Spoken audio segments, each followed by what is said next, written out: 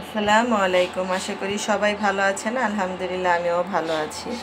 তো এখানে আমি কিছুটা সবজি নিছি আমার ছোট ছাদ বাগান থেকে। তো এখানে আমি পুঁই শাক আর মিষ্টি কুমড়ো নিছি। তো এখানে একটা পুঁই শাকের ডগা আর একটা মিষ্টি শাকের ডগা নিছি। তো শুধু পাতাটা আমি এখানে আলাদা করে নিছি। তো আর এখানে নিছি পটলটা আমার কিনা, আর টমেটো, আলু, এই তিনটা জিনিস কিনা। আর এখানে নিচ্ছি হচ্ছে পেঁপেটাও আমার গাছের। তো এখানে পেঁপে নিচ্ছি, হচ্ছে একটা ধুন্দুল কেটে নিচ্ছি। তো আজকে একটি সবজি রান্না করব। তো আমি সবজিটা কিভাবে রান্না করি এটা আপনাদের মাঝে শেয়ার করব। তো এখানে আমি আমার পরিমাণ মতো পানি দিয়ে নিচ্ছি। তো সব সবজিগুলো এখানে দিয়ে দিব। তো এখন এখানে এক এক করে একটু হলুদের গুঁড়ো, মরিচের গুঁড়ো, ধনিয়া গুঁড়ো আর স্বাদ মতো লবণ দিয়ে দিব। তো এই তো সব কিছু দিয়ে দিছি। এখন এই খুন্তির সাহায্যে আমি মিশিয়ে নেব।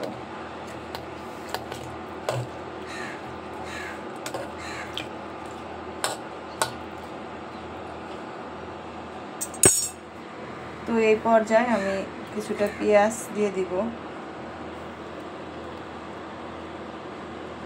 তো এখন এটা বসিয়ে দিব চুলাতে।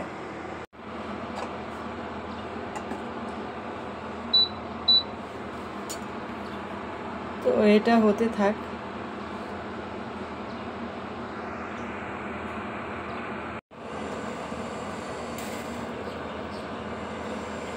তো এটাও বলক এসে পড়ছে। তো ঢাকনা দিয়ে আমি ঢেকে দেব, এটা হতে থাক।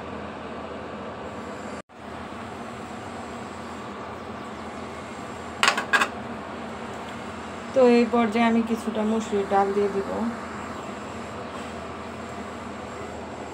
তো এই তো মসুরির ডালটা ধুয়ে নিচ্ছি।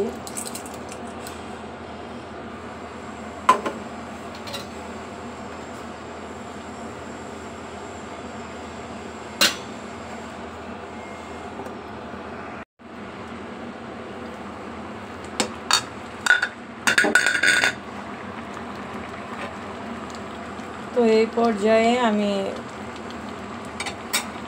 পুঁই শাকের পাতা আর মিষ্টি কুমড়োর পাতাগুলি দিয়ে দিব। এটা দেরি করে দেওয়ার কারণ হচ্ছে মানে কষানোর সাথে দিলে পাতাটা কালচে কালচে একটা ভাব হয়ে যায়, আর এভাবে দিলে সিদ্ধ হবে কিন্তু পাতাটা সবুজ থাকবে। এই জন্য আমার কাছে এভাবে দিতে ভালো লাগে।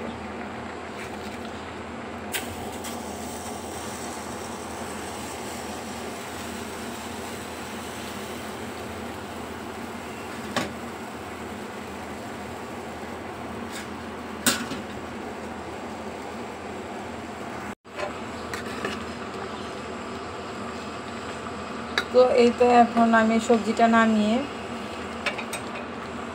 এখানে কিছু রসুন আমি থেতলিয়ে নিছি, বাগার দিয়ে দিব।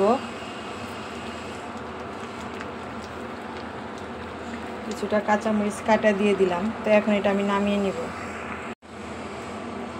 তো এইখানে আমি বসিয়ে দিছি ফ্রাই প্যান। তো এখানে আমি পরিমাণ মতো তেল দিয়ে নিব।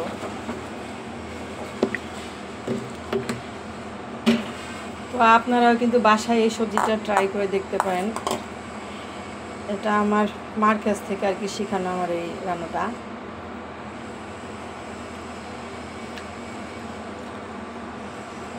তো এটা খেতে এত মজা, একবার এরকম রান্না করে ট্রাই করে দেখবেন। তো এই যে তো রসুন থেতলানোগুলো আমি দিয়ে দিব। তো এখানে আমি 2টা রসুন থেতলিয়ে নিছি।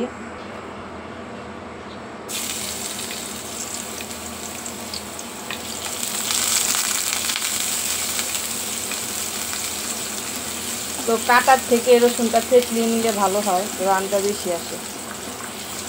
তো আপনারাও চেষ্টা করবেন রসুনটা যেরকম ভাঙা ভাঙা থেতলিয়ে নিতে।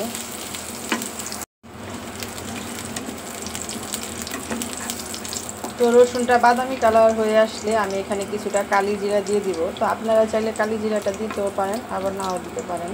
তো কালি জিরা দিলে আমার এই তরকারির টেস্ট আরও বেশি ভালো লাগে।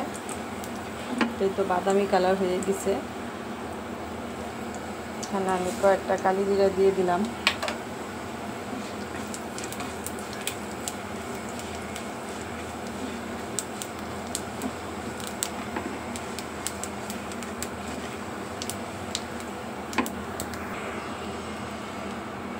এখানে কিছু তরকারি ঢেলে তারপর আবার আমি পুনরায় পাতিলা ঢেলে দিব।